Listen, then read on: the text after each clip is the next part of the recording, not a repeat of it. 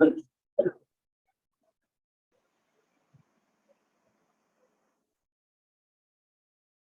है,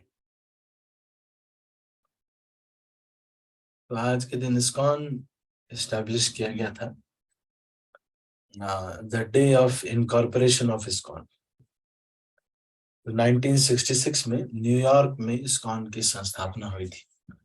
ये जो इस्कॉन है, international society for Krishna consciousness, ये इसको अंतरराष्ट्रीय कृष्ण भावनामृत संघ बोलते हैं। इसके संस्थापकाचार्य हैं श्रील अभय चरणारविंद भक्ति वेदांत स्वामी श्रील प्रभुपाद। तो ये एक आध्यात्मिक गुरु हैं जो कि गौड़ीय वैष्णव संप्रदाय, 4 संप्रदाय शास्त्रों में बताए गए हैं जिनसे ज्ञान लेना चाहिए। पहला है ब्रह्म संप्रदाय, दूसरा है कुमार संप्रदाय, तीसरा है श्री संप्रदाय और चौथा है रुद्र संप्रदाय। तो जनरली जो 4 ही यूनिवर्सिटी हैं इस दुनिया में, इस पूरे सृष्टि में, जहां से ज्ञान लेना चाहिए। और भी बहुत सारी ऐसे फेमस तो बहुत सारी हो गई हैं, लेकिन वो जो है प्रामाणिक संप्रदाय नहीं माने जाते। प्रामाणिक संप्रदाय ये 4 ही माने जाते हैं। कुछ लोग ऐसे भी होते हैं जो कि गणपति की उपासना करते हैं या शक्ति की उपासना करते हैं और वो कहते हैं कि हम शाक्त संप्रदाय से हैं या फिर हम गाणपत्य संप्रदाय से हैं। लेकिन इन संप्रदायों में क्योंकि भगवत प्राप्ति का माध्यम नहीं है, यदि कोई भगवत प्राप्ति नहीं हो रही है तो वो किसी बात का संप्रदाय नहीं होता है। अगर भगवत प्राप्ति हो रही है तब तो ठीक है। मान लीजिए ह्यूंडई का शोरूम है, फिर तो ह्यूंडई शोरूम वाला भी कहेगा कि हमारा भी संप्रदाय है। ठीक है कि नहीं? संप्रदाय है मतलब उससे ग्रेजुएट हो रहा है व्यक्ति। अगर ग्रेजुएशन नहीं हो रहा है तो फिर वो किसी बात का संप्रदाय नहीं हुआ, है कि नहीं? तो ये चीज को हमको जो है समझना चाहिए। तो संप्रदाय जो है वो कौन, संप्रदायों में ही ज्ञान लेना चाहिए। 4 संप्रदाय प्रमुख संप्रदाय हैं। संप्रदाय विहीना ये मंत्रा ते निष्फला मता अतो अतः कलो भविष्यन्ति चत्वारः संप्रदायिनः।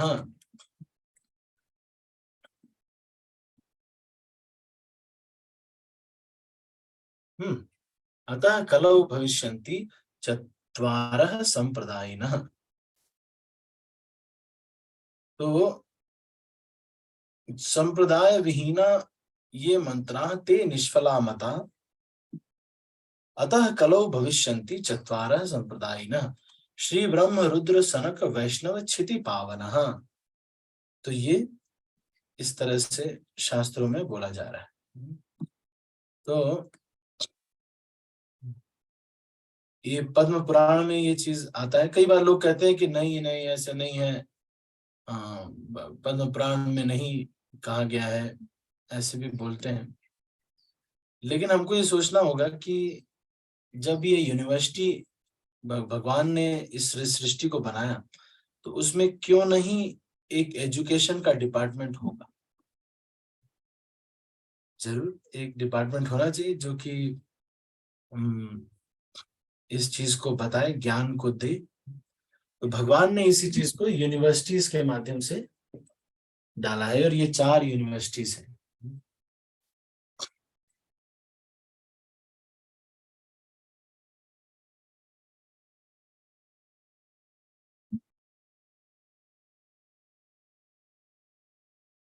ठीक है, तो संप्रदाय विहीन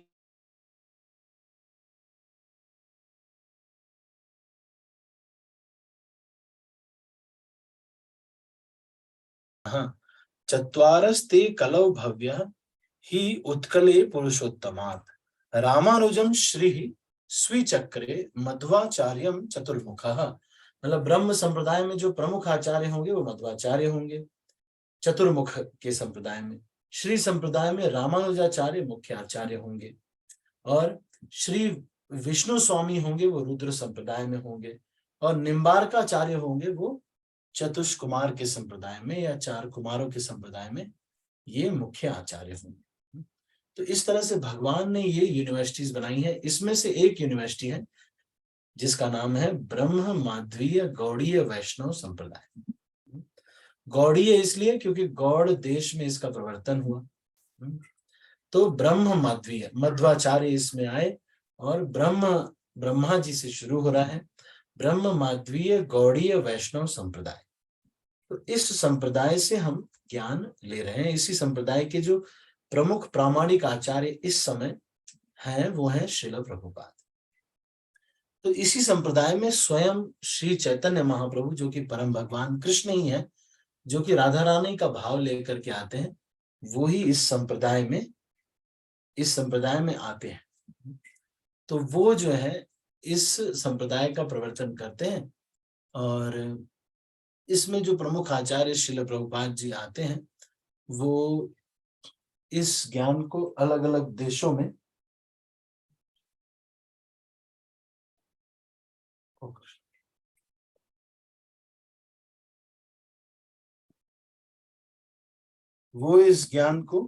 अलग अलग देशों में प्रसारित करते हैं, है ना। नहीं तो इसको जो है यही श्रील प्रभुपाद को उनके गुरुदेव जो his divine grace Shri Bhaktivedanta Swami Prabhupada ji हैं, उन्होंने इस ज्ञान को दिया था।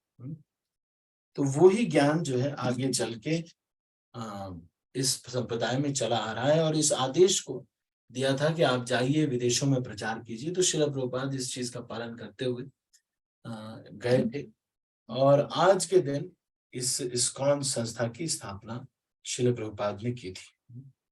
आपको सुनकर के आश्चर्य होगा कि श्रील प्रभुपाद ने शुरू में ही इसको एक आध्यात्मिक संस्था, इसको ये समझा कि ये जो है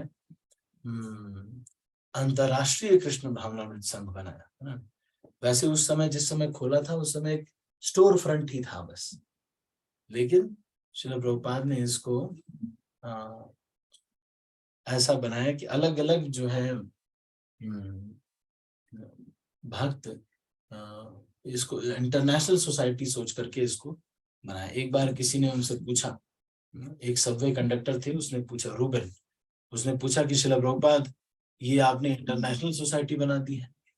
तो प्रभुपाद ने कहा कि everything is there but just time is separating these things. तो ये केवल इसी तरह से ही नहीं है, केवल इसी तरह से नहीं, एक वैष्णव गुरु से दीक्षा लेने के बारे में या वैष्णव संप्रदाय में दीक्षा लेना या ज्ञान लेने के बारे में और भी जगह पर लिखा गया। जैसे कि स्कंद पुराण में लिखा हुआ है, ब्रह्मा जी नारद जी को कह रहे हैं कि ते नरः पशवो लोके किम तेषाम जीवने फलम यैर्न लब्ध हरेर दीक्षा नार्चितो वा जनार्दना। कह रहे हैं कि वो पशु के समान है जो कि भगवान हरि के इस संप्रदायों में दीक्षा नहीं लेते हैं। एक वैष्णव गुरु को बनाना बड़ा ही आवश्यक है। इसी तरह से और भी बहुत सारे जगहों पर इसका वर्णन विष्णु यामल तंत्र इत्यादि में इसको बताया गया है। तो श्रील प्रभुपाद, जैसा कि आप जानते हैं कि श्रील प्रभुपाद पहले गृहस्थ आश्रम में थे। उनके जीवन में किस तरह से उनका जन्म हुआ, बहुत प्रार्थनाओं के बाद इनका जन्म हुआ। शुरू से ही श्रील प्रभुपाद को चाहते थे, श्रील प्रभुपाद को उनके पिताजी चाहते थे कि राधा रानी का भक्त बने। तो बहुत सारे साधु संतों की सेवा किया करते थे। जो भी साधु आते थे उनको, नागा साधु, मौनी साधु, जो भी साधु आते थे, उनके गुरु पिताजी गौर मोहन डे उन सब की सेवा किया करते थे और फिर उनको कहते थे कि आप मेरे बेटे को आशीर्वाद दीजिए कि ये राधा रानी का भक्त बने। तो श्रील प्रभुपाद के पिताजी उनको बहुत बड़ा बैरिस्टर नहीं बनाना चाहते थे बहुत। प्रभुपाद चाहते थे कि मैं पढ़ूं, ये करूं, वो करूं, लेकिन उनके पिताजी उनको राधा रानी का भक्त बनाना चाहते थे। इसीलिए शुरू से ही उनको सिखाते थे कि तुम मृदंग सीखो, ये करताल मृदंग ये सब सीखो। बचपन में ही उन्होंने रथ यात्रा ऑर्गेनाइज की, और राधा कृष्ण के विग्रह वहीं पास में ही थे, एक मलिक फैमिली थी उनके पास, तो उसमें उनको बहुत रुचि थी भगवान श्रील प्रभुपाद जी को। और कुछ समय के बाद बिजनेस करने लगे, और फिर जब विवाह हुआ तो उनकी पत्नी ने एक दिन उनके लिखे हुए जो मैन्युस्क्रिप्ट्स थे भगवत गीता के, उसको बेच करके चाय की पत्ती खरीद ली। तो श्रील प्रभुपाद ने फिर क्या किया, उनसे पूछा कि टी और मी, मतलब या तो मैं तुम्हारे साथ रहूंगा या तुम्हारी चाय रहेगी। तो उनकी पत्नी ने कहा कि टी, मतलब चाय रहेगी मेरे साथ। उन्होंने सोचा कि इतने जल्दी कौन परिवार छोड़ देता है, प्रभुपाद ने छोड़ दिया, और फिर अपने गुरु का आदेश का पालन करने के लिए श्रील प्रभुपाद जो है प्रचार करने लगे। सबसे पहले श्रील प्रभुपाद ने वृंदावन में जा करके रहने लगे, और वहां पर श्रील प्रभुपाद को सपने में जब वो थोड़ा अलग रहने लगे अपने परिवार से, कुछ समय बॉम्बे में भी रहे। जब बॉम्बे में रह रहे थे तो उसी समय एक बार उनके जो गुरु भाई लोग हैं वो एक दिन डिस्कस कर रहे थे कि पृथ्वी ते आछे जत नगर आदि ग्राम, सर्वत्र प्रचार होइबे मोर नाम। इस तरह का श्लोक बोला गया है। पृथ्वी का मतलब इंडिया होगा शायद, ऐसे करके डिस्कस कर रहे थे। तो श्री प्रभुपाद ने कहा कि नो नो, ये पूरी दुनिया के बारे में बात हो रही है। तो फिर उनके गुरु भाई लोगों ने कहा कि कौन जा करके वहां विदेशों में प्रचार करेगा। तो फिर श्री प्रभुपाद ने कहा कि some day some fool will do this, एक दिन एक मूर्ख व्यक्ति ये सब कुछ कर देगा। श्रील प्रभुपाद अपने बारे में ये कह रहे थे, एक दिन एक मूर्ख इस चीज को कर देगा। जब कोई व्यक्ति के ऊपर वैष्णव कृपा होती है, भगवत कृपा होती है, तो फिर उसके विचार, उसके सब कुछ इतने अकोमोडेटिंग, इतने बड़े होते हैं, बड़े बड़े निर्णय लेना, ये सब उसको भयभीत नहीं करता है। तो श्रील प्रभुपाद ने इस तरह से फिर एक समय भक्ति सिद्धांत सरस्वती ठाकुर उनके सपने में आकर के बोलते हैं, टेक संन्यास, टेक संन्यास, संन्यास ले लो। तो फिर श्रील प्रभुपाद जो है केशव जी गौड़ीय मठ, जो कि वहां पर मथुरा में है, वहां पर श्रील प्रभुपाद जो है संन्यास लेते हैं। आज भी उस जगह पर आप देखेंगे कि वहां पर प्रभुपाद जी की फोटो है, संन्यास वाली फोटो है वहां पे। और श्रील प्रभुपाद वहां पर जा करके संन्यास लेते हैं, और फिर उनको सन्यासी बन करके श्रील प्रभुपाद वृंदावन में राधा दामोदर मंदिर में रहने लगते हैं। आज भी आप देखेंगे वहां पर एक म्यूजियम के जैसा बना हुआ है जहाँ श्रील प्रभुपाद रहते हैं। श्रील प्रभुपाद को रूप गोस्वामी आकर के दर्शन देते हैं, और रूप गोस्वामी उनको कहते हैं कि तुम प्रचार के लिए ग्रंथों का वितरण करो, मैं तुम्हारे साथ हूँ, ग्रंथों को लिखो, मैं तुम्हारे साथ हूँ। इस तरह से आश्वासन दे करके रूप गोस्वामी, जीव गोस्वामी इत्यादि उनको आश्वासन देते हैं। तो श्रील प्रभुपाद अपनी श्रीमद् भागवतम इत्यादि लिखते हैं, और वृंदावन से जाकर के दिल्ली में प्रिंट करते हैं उसको। अपनी एक पत्रिका उन्होंने बैक टू गॉडहेड मैगजीन जो थी उसको 1944 में शुरू किया था। तो ये भी एक बहुत दिलचस्प कहानी है कि पहले Srila Prabhupada back to Godhead magazine शुरू की थी, लेकिन वो मैगजीन सब लोग पेपर के जैसी थी, तो लोग यूं पढ़ के फेंक देते थे। तो फिर किसी रेस्टोरेंट के एक व्यक्ति ने उनको बोला कि क्यों नहीं आप जो है किताबें लिखते, लोग फेंकेंगे नहीं उसको। तब से श्रील प्रभुपाद को ये आइडिया है कि ठीक है मैं किताबें लिखता हूँ, और फिर श्रील प्रभुपाद ने किताबें लिखना शुरू किया। तो फिर श्रीमद् भागवतम का फर्स्ट कैंटो और ये सब कुछ श्रील प्रभुपाद ने उसी समय लिखा है। और easy journey to other planets, ये सब कुछ लेख लिखा था ये, जिसको कि आजकल एक बुक के फॉर्म में दे दिया गया है। तो ये सब श्रील प्रभुपाद की पहली पुस्तकों में से एक है ये। और श्रील प्रभुपाद उन्हीं लिखी हुई पुस्तकों को प्रिंट करवाते थे और उसको बांटते थे। एक समय बांटते बांटते धूप बहुत थी, तो श्रील प्रभुपाद बेहोश हो गए रास्ते में ही, और कोई उनको उठा के ले गया। फिर कुछ समय के बाद श्रील प्रभुपाद ने छिप्पीवाड़ा, एक जगह है दिल्ली में, वहां पर एक छोटा सा मंदिर था राधा कृष्ण का, वहां पर रहने लगे। आज वहां पर राधा वल्लभ विग्रह है वहां पर, वो विग्रह की उपासना आजकल होती है। इस्कॉन ने उसको एक्वायर कर लिया है। तो वो जो स्थान है वहां पर शिला प्रभुपाद रहते थे और रोज जो है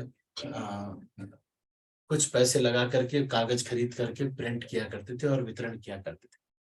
फिर शिला प्रभुपाद ने कुछ समय के बाद ये सोचा कि मैं एक संस्था को खोलता हूं, और उन्होंने लीग ऑफ डिवोटीज नाम से झांसी में एक संस्था खोली। और उसमें आचार्य प्रभाकर नाम के एक व्यक्ति थे जिसको शिला प्रभुपाद ने दीक्षा दी। और शिला प्रभुपाद ने कहा कि तुम सारा जीवन अब जीवन समर्पित कर दो भगवान की सेवा में। पर उसने समर्पित नहीं किया, और उन्होंने उतना अच्छे से समर्पित नहीं किया, और क्या करते रह गए वो, दुनिया के जो कभी नौकरी करना है, कभी शादी ब्याह, इन सब चीजों में ही ज्यादा रुचि लेने लगे।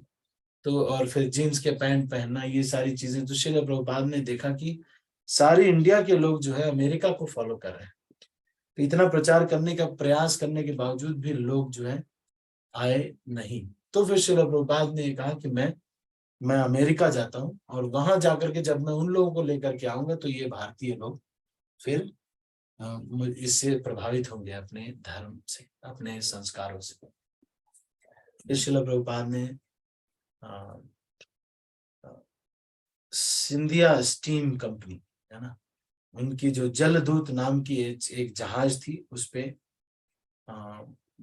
पे गए। कार्गो शिप एक जहाज थी वो, जो कि सामान लेके जाती थी, मालवाहक जहाज से श्रील प्रभुपाद बहुत रिक्वेस्ट करके, जो मोरारजी देसाई जो कि एक माता जी थी, जो कि जो है उस कंपनी की ओनर थी, उनके पास गए थे। लेकिन एक पेड़ के नीचे कोई मिलने नहीं दे रहा था, तो वहां पर बाहर एक पेड़ के नीचे बैठे श्रील प्रभुपाद, सुबह से कुछ खाया नहीं था तो बेहोश हो गए थे। तो उन्होंने आते जाते एक बार देखा कि बोला कि ये साधु कौन है, तो उसको मुझे अंदर भेजो। तो किसी ने उनको पानी छींटे डाल करके जगाया, और उसके बाद श्रील प्रभुपाद को लेके आए।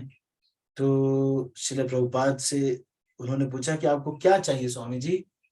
तो उन्होंने कहा कि मुझे अमेरिका जाना है आपके शिप से।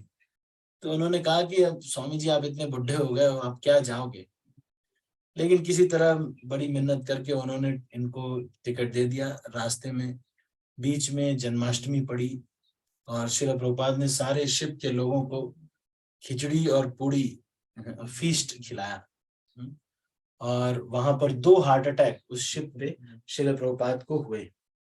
और श्रील प्रभुपाद को हार्ट अटैक आया, लेकिन श्रील प्रभुपाद को भगवान के सारे 10 अवतारों ने शिप में दर्शन दिया। और उसके बाद श्रील प्रभुपाद को कहा कि तुम चिंता मत करो, तुम्हारी इस शिप को हम लेके जा रहे हैं। तो फिर जब श्रील प्रभुपाद बॉस्टन हार्बर पर पहुंचे, तो वहां पर वो किसी को जानते नहीं थे, इधर जाएं कि इधर जाएं, लेफ्ट जाएं कि राइट जाएं, पता नहीं था।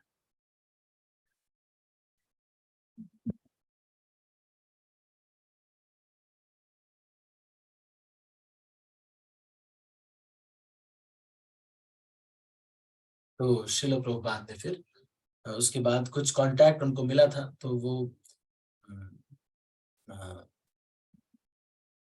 अ, उससे लेकर के एक अग्रवाल फैमिली थी जो कि उनके पास वो जाने का प्लान कर रहे थे। तो किसी तरह से उन्होंने ये जो किताबें थी अपनी श्रीमद् भागवतम इत्यादि, उसका एक पूरा ट्रंक किताबों का लेके गए थे। तो उसको प्रभुपाद ने वहीं पर ही शिप के कैप्टन वगैरह को डिस्ट्रीब्यूट कर दिया था उनको डिस्ट्रीब्यूशन वहीं पर कर दिया, और उससे उनको कुछ डॉलर पैसे मिले थे। तो प्रभुपाद जी इंडिया से 40 रुपए लेके गए थे, लेकिन वो 40 रुपए प्रभुपाद जी ने खर्च नहीं किए। अमेरिका में प्रचार शुरू किया। जब शुरू किया तो स्टार्टिंग में कोई नहीं आता था। एक टॉमकिंसन स्क्वायर पार्क था, वहां शिला प्रभुपाद ने कीर्तन किया, कुछ हिप्पी लोग आए, और फिर शिला प्रभुपाद ने एक स्टोर फ्रंट में क्लास शुरू की। सारे लोग आते थे, शिला प्रभुपाद उनके लिए 10-15 आइटम कभी कभी बनाया करते थे। और स्टार्टिंग में तो कोई दान नहीं आता था, कोई पैसे नहीं होते थे, तो शिला प्रभुपाद केवल एक फल जो भी वो खाते थे, तो एक फल के बहुत पतले पतले स्लाइस करके वो ही प्रसाद बांटा करते थे। कुछ समय के बाद कुछ लोग आगे बढ़ने लगे और 1 साल के बाद इस तरह से श्रील प्रभुपाद सब वहीं पे टॉयलेट भी करते थे, वहीं बाथरूम भी कर दिया। हिप्पी थे सारे, शराबी थे, तो कर देते थे। श्रील प्रभुपाद सारा साफ किया करते थे। 1 साल के बाद पहली बार एक माता जी ने पूछा कि Swami ji, would you like to take some help? तो प्रभुपाद ने कहा कि yes yes, I was waiting for this day. फिर उसके बाद श्रील प्रभुपाद ने उन लोगों को दीक्षा दी। दीक्षा भी बड़ी दिव्य रही। दीक्षा पहली बार इनको पता भी नहीं था कि केले का क्या करना है, क्या करना है। खाना है केला तो ऑफकोर्स खाना ही होगा, कौन आग में डालता है। तो ये सारी चीजें थी। श्रील प्रभुपाद ने माताओं को भी साड़ी पहनना सिखाया। और श्रील प्रभुपाद ने किस तरह से हर एक चीज श्रील प्रभुपाद ने सिखाई, इसीलिए हम लोग श्रील प्रभुपाद को इस्कॉन का फाउंडर आचार्य कहते हैं। तो ये हमारे लिए एक बहुत ही बड़ा कंट्रीब्यूशन श्रील प्रभुपाद का, अंतर्राष्ट्रीय कृष्ण भावनामृत संघ, जिसमें आप देख रहे हैं कि इतना उत्साह है। और बहुत सारे लोगों ने पूछा कि प्रभुपाद आप इसको गॉड कॉन्शियसनेस कर दीजिए, पर प्रभुपाद ने इसको कृष्णा कॉन्शियसनेस ही कहा। श्रील प्रभुपाद ने ये जो वर्ड है कृष्ण भक्ति रस भाविता मति, ये श्लोक जो आता है, कृष्ण भक्ति रस भाविता मति, ये जो श्लोक आता है मध्य लीला चैतन्य चरितामृत में, ये श्लोक आता है। ये श्लोक जो है श्री रूप गोस्वामी ने पद्यावली में संकलित किया है, 13 और 14 उसमें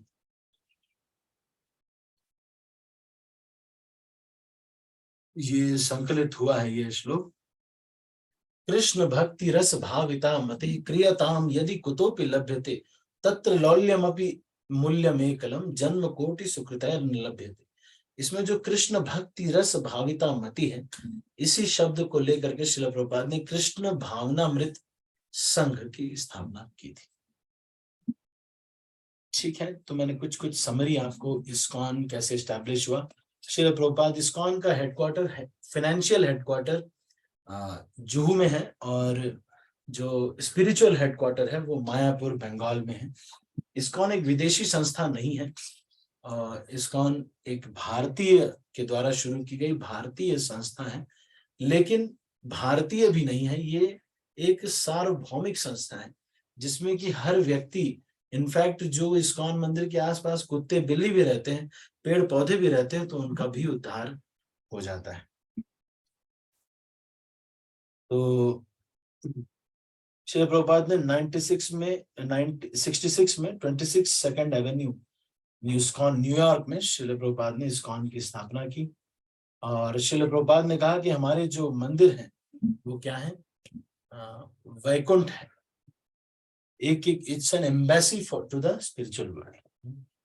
तो इस इस्कॉन का जो लोग स्टेटमेंट है, मेन स्टेटमेंट है, वो है मोर डिवोटीज हैप्पी डिवोटीज, जो कि जीबीसी ने इसको वो किया है। और श्रील प्रभुपाद इस्कॉन के जो ऑब्जेक्टिव्स है उसमें से सबसे पहला ऑब्जेक्टिव ये है, 7 पर्पस है इस्कॉन के, उसमें से पहला है कि to systematically propagate spiritual knowledge to the society at large and to educate all people in the techniques of spiritual life in order to check the imbalance of values in life and to achieve real unity and peace in the world. To propagate, second head, to propagate consciousness of Krishna as it is revealed in the great scriptures Srimad Bhagavatam and Bhagavad Gita. Third, to bring the members of society together with each other and nearer to Krishna, the prime entity, thus developing the idea that within the members and humanity at large, that each soul is a part and parcel of Krishna. To teach and encourage the Sankirtan movement, congregational chanting of the holy name, as revealed in the teachings of Lord Chaitanya Mahaprabhu. Fifth, to erect for the members and for the society at large a holy place of transcendental pastimes dedicated to the personality of Krishna. तो ISKCON मंदिर में जो book distribution इत्यादि या जो Bhagavatam class इत्यादि होता है, इसको एक दिव्य लीला कहा जाता है। यही इन चैतन्य महाप्रभु की दिव्य लीला है जो कि चल रही है, इसको कहते हैं बुक डिस्ट्रीब्यूशन। तो सातवां जो है, छठवां है to bring the members closer together for the purpose of teaching a simpler more natural way of life. और सातवां है with a view towards achieving the aforementioned purposes to establish distribute periodicals, magazines and books and other writings। तो ये जो है श्री प्रभुपाद ने 7 objectives ISKCON के purposes बताए। इसमें से आप देख रहे हैं कि कोई भी ऐसा नहीं है जिसमें विदेशों से पैसा ले आने के बारे में, अरे विदेशों में पैसा ले जाने के बारे में कहा गया है। एक व्यक्ति हैं राजीव दीक्षित जी, जिन्होंने इस चीज को बहुत प्रोपगेट किया कि इस्कॉन एक विदेशी संस्था है जो कि जिसमें कि एजेंट्स होते हैं इसके, अमेरिका के एजेंट्स होते हैं। मैंने तो अभी तक किसी एजेंट से मैं मिला नहीं हूँ। और रही बात पैसे की, तो हम सारे सेंटर अपने आप को खुद ही रन करते हैं। तो इसका आरटीआई करके कोई भी इसके अकाउंट की डिटेल्स ले सकता है। इस्कॉन एक पब्लिक संस्था है। तो ये इस्कॉन के बारे में थोड़ा हमने बताया। किसी व्यक्ति को भी ये समझना चाहिए कि यहाँ से अगर कोई पैसा अमेरिका जाएगा तो वो तो 100 में डिवाइड हो जाएगा, तो वो तो कम हो जाएगा। कौन यहाँ से पैसा लेके जाएगा? विदेशों से ही पैसा यहाँ पर आता है, अगर आएगा भी तो। ये एक भ्रांति है जो लोगों के अंदर है। और आज के दिन इस्कॉन की स्थापना हुई तो इस्कॉन ही एक ऐसी संस्था है जो इस तरह से प्रचार का कार्य संभाल रही है, आज कर रही है।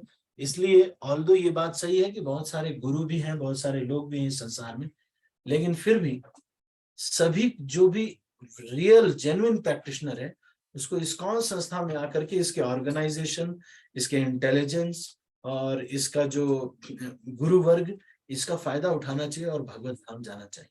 इस तरह का सिस्टम ना ही किसी संप्रदाय में है, ना कहीं और इस तरह का बनाया गया है। ये बहुत ही अच्छा सिस्टम है। इसमें कोई गाइड होते हैं जो हमको गाइड करते हैं, पूरा प्रॉपर सिस्टम है। बाकी जगहों पे मैंने देखा एक गुरु जी होते हैं, उनका यूट्यूब वीडियो देखो और लाइक करो, बस यही होता है। और बीच बीच में बोलते रहो जय गुरुदेव जय गुरुदेव।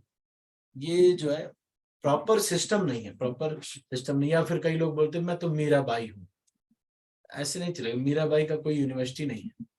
एक व्यक्ति कभी पीएचडी कर लेता है, जैसे रविंद्रनाथ टैगोर का पीएचडी हो गया, तो इसका मतलब ये नहीं है कि हम यूनिवर्सिटी छोड़ करके पीएचडी कहीं और से कर दें। जो 4 यूनिवर्सिटी हैं यहीं से पढ़ाई करनी, यहीं पीएचडी मिलेगी। और बाकी जो भी चल रहे दुनिया में यूट्यूब पे बहुत सारे, उसमें लाइक करना है वीडियो, आप लाइक कर सकते हैं वैसे, लेकिन यूनिवर्सिटी से है नहीं, तो इसलिए फिर उनका कोई आपको ग्रेजुएशन कराने में, डिग्री दिलाने में वो ज्यादा हेल्पफुल नहीं रहेगा। ठीक है, तो आज हमने थोड़ा इस्कॉन के बारे में चर्चा किया।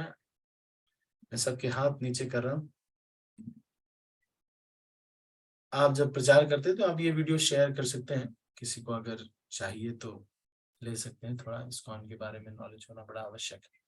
यदि किसी का कोई प्रश्न है तो आप कह सकते हैं हैंड रेज करके।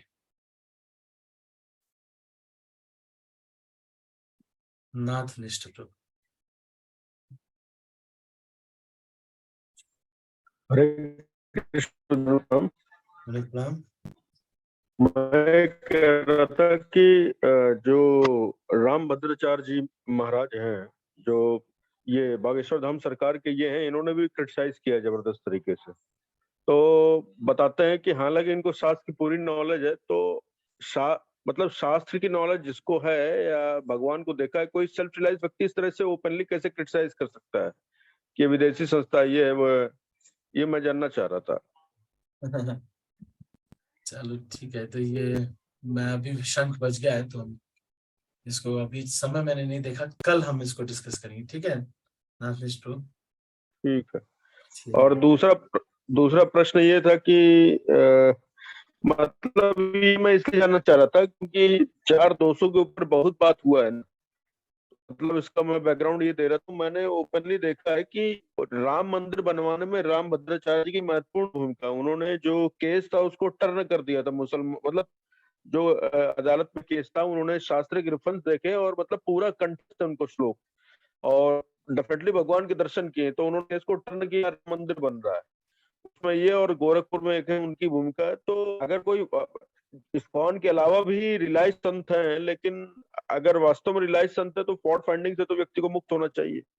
तो मेरे मन में ये डाउट आया था। और दूसरा डाउट ये था कि प्रभुपाद तो भौतिक डिजायर से मुक्त थे, लेकिन बात यह है कि हम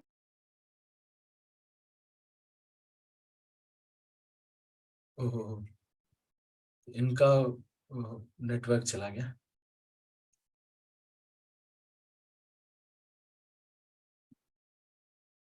हाँ नाथनिष्ठ प्रभु, आप कुछ बोल रहे थे। जो अप डाउन चल रहा है उसकी वजह से भक्ति में उत्साह वगैरह कम हो जाता है। मीन्स कंसंट्रेशन एकदम, इंटेलिजेंस जो है वो 12/12 या 20/20 नहीं रह पाता है, मतलब डाइवर्ट हो जाता है। जितना चीजें सोचता हूँ उतना हो नहीं पाता है।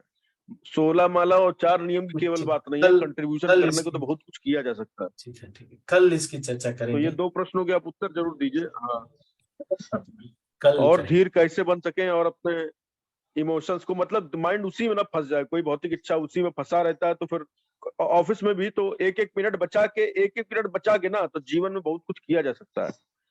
मेरा कहने का मतलब ये है।